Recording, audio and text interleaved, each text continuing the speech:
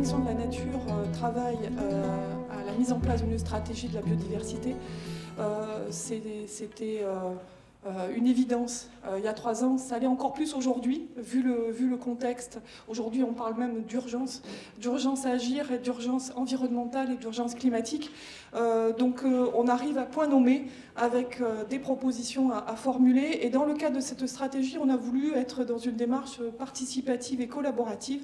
Et donc il nous a semblé intéressant de partager avec vous ce sujet de la biodiversité qui est, je vous le concède, assez complexe et avec de nombreuses ramifications. Et pour partager cet enjeu, il faut mieux comprendre ce qu'est cette biodiversité. Nous avons à la métropole un plan haute qualité de vie qui travaille sur l'attractivité de la métropole aussi.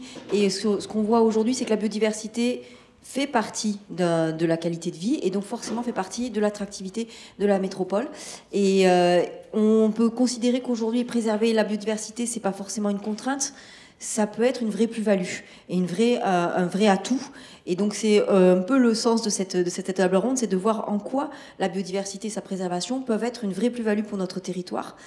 Moi, je travaille à l'Université de Bordeaux sur les services écologiques. Donc actuellement, l'augmentation de la population mondiale est avérée. En 2007, pour la première fois, la population urbaine était plus forte que la population rurale. Cette augmentation, elle implique forcément une demande plus forte en termes d'habitat, mais aussi en termes de qualité de vie. La qualité du cadre de vie, c'est devenu un critère d'attractivité des villes. Et en milieu urbain, tout comme en milieu périurbain, les habitats agricoles et naturels rendent des services écologiques. Donc les services écologiques, ce sont tous les bénéfices que l'homme tire du fonctionnement des écosystèmes.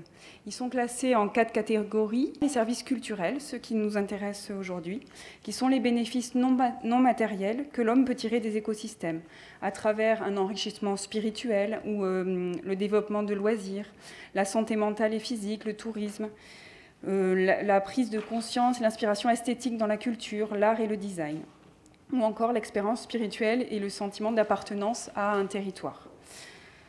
Pour Bordeaux Métropole, il s'agit de cartographier, donc notre travail en équipe, il s'agit de cartographier plusieurs services écologiques et de faire émerger sur le territoire de Bordeaux Métropole des zones à enjeu en termes de services écologiques et de multifonctionnalités en termes de services écologiques.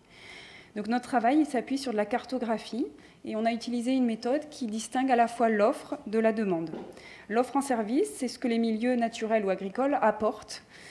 C'est le lieu de production du service. La demande, c'est la zone de perception des bénéfices. Parce que pour qu'il y ait un service écologique perçu, il faut qu'il y ait des bénéficiaires. Il faut qu'il y ait quelqu'un de l'humain derrière qui profite de ces services. Il existe aussi différents types de flux de services. Donc pour ça, j'ai utilisé une illustration sur des services écologiques récréatifs. C'est l'utilisation d'un milieu en termes de fréquentation pour des activités d'observation d'insectes. Donc il existe, comme on peut l'imaginer rapidement, 3 cas. Un cas où le flux est positif, l'apport est supérieur à la demande. Donc, je ne sais pas si on voit très bien, ouais, ça va.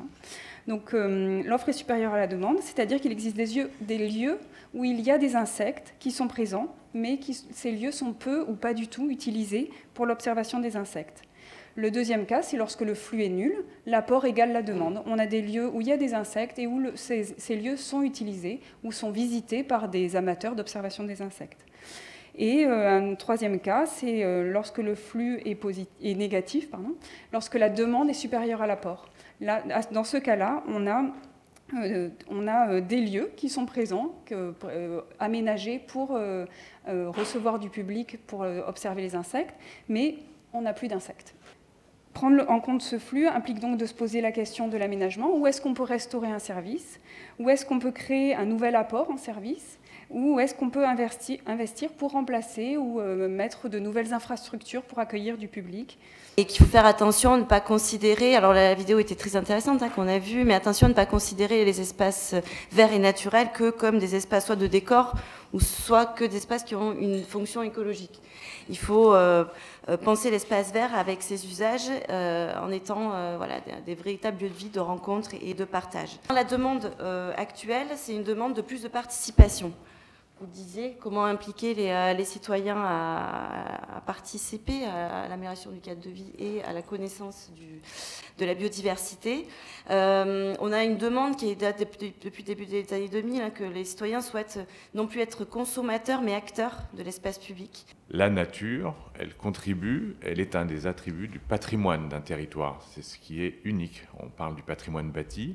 De la même manière que nous avons une très grande fierté d'avoir un patrimoine classé à l'UNESCO, le plus grand périmètre urbain au monde, classé à l'UNESCO, la nature est un élément de ce patrimoine du territoire. Les espaces nature sont fréquentés pour se ressourcer et c'est beaucoup mis en opposition à la ville. Donc c'est pour ne plus voir la ville, ne plus entendre la ville, ne plus voir les voitures, ne plus entendre le bruit. Et donc vraiment le choix des espaces est fait par rapport à ça, d'avoir des espaces assez grands pour ne pas voir, etc. Et pour se ressourcer.